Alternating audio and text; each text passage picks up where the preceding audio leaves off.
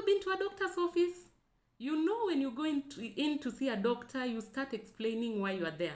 After the good greetings, you start saying why you're there.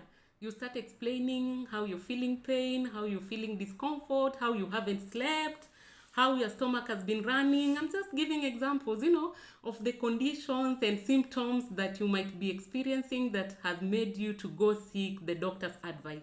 And one thing, step one of any good doctor is to listen to the patient, listen to what the patient has to say, and listen attentively. And so you are going to explain yourself, you are going to say why you are there, and after you finished explaining yourself, it's now the time for the doctor to ask questions. And this has to be done. This has to be done because, history has to be taken into consideration depending on what you're complaining about. Particulars and details have to be taken into considerations, and a lot of confirmations have to be done, verbally before the doctor proceeds to give you any advice or any resolution to your problem. And so today we are doing another episode on comparisons. We are comparing how diagnoses are made by doctors on different conditions for different patients, and how life works generally for our own good or our own benefit, okay? And so let's go right ahead and do so. But before we do, as usual, if this is the first video you're watching on this channel, I'm excited that you have joined us today. Welcome. My name is Ronji, and I present to you nothing other than good health content that could be beneficial to yourself or to somebody you care about. So this is the place to be. You've done the right thing by clicking on this link and joining the Ronji squad, where we learn a lot about our health. So karibu sana, subscribe, and let's continue benefiting ourselves with knowledge on health matters. Now, number one, the doctor will listen to you. You'll explain yourself to the fullest, and the doctor will be listening and taking notes. Number two, it's time for the doctor to ask questions. He wants to know particular places where you are feeling the discomfort and the pains. If you have issues with your back, the doctor may ask you to, place your hand where exactly you're feeling the pain at your back. They want those particulars, and they matter.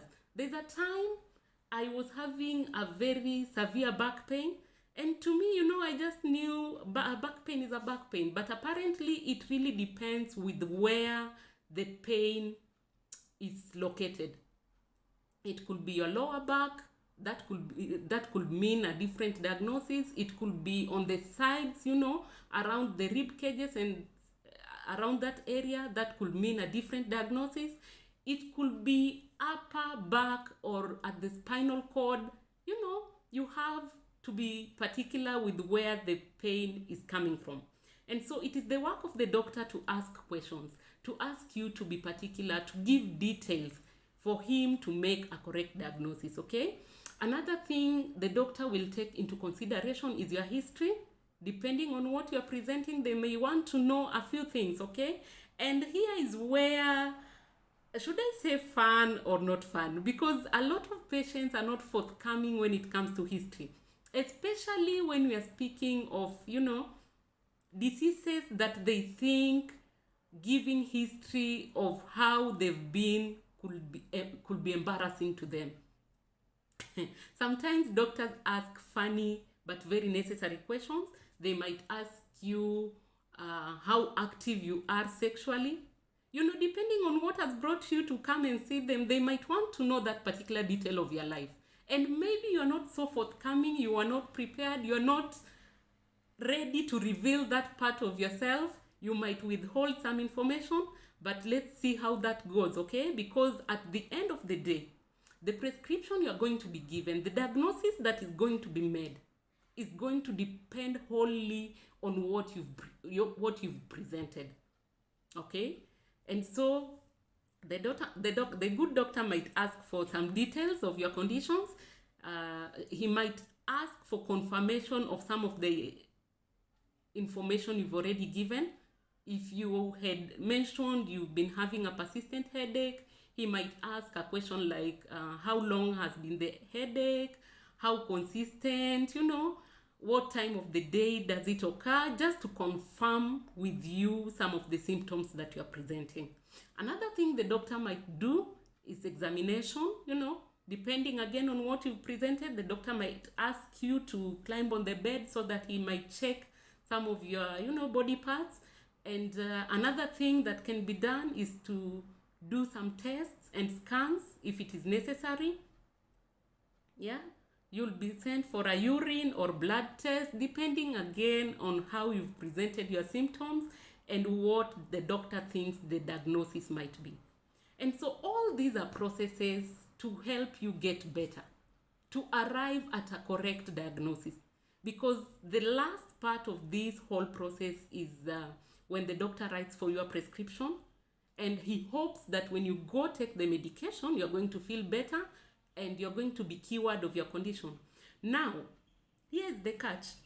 When you've given a wrong information when the doctor was seeking it, he might arrive at a wrong diagnosis. For example, if the doctor asks,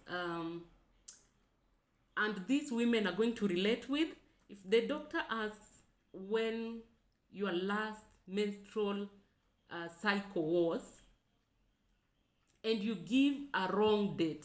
Let's say, for example, you haven't had period for about 2 months. And the doctor is here asking when you saw your last period and you're saying last week. It's a lie, okay? For one or another reason, you feel it necessary to lie about it.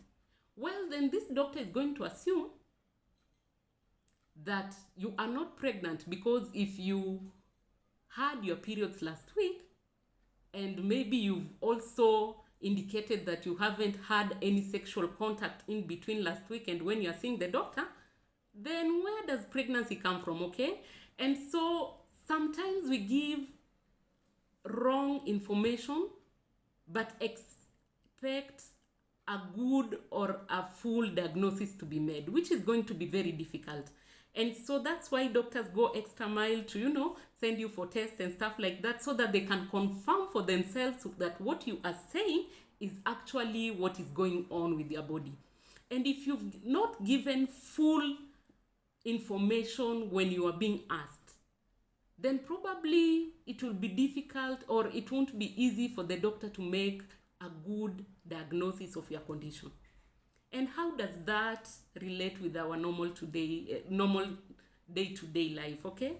Sometimes we are caught in situations whereby we have problems. Mentally, we have problems. We have things that are unsettling to us, but then we are not honest at how we arrived at that particular point in our lives.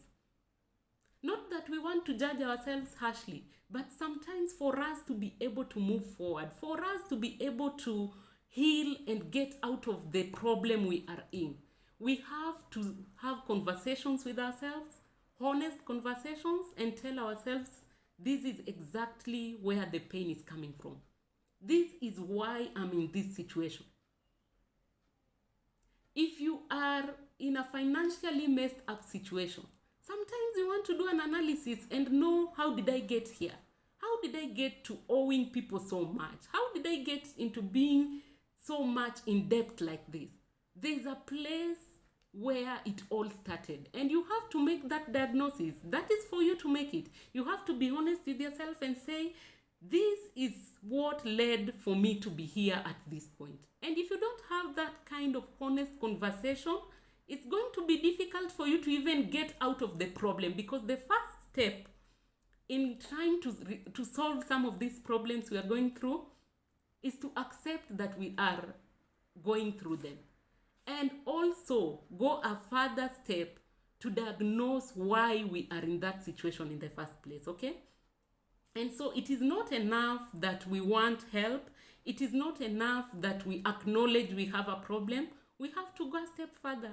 We have to have difficult conversations with ourselves and tell ourselves this is exactly where things went wrong.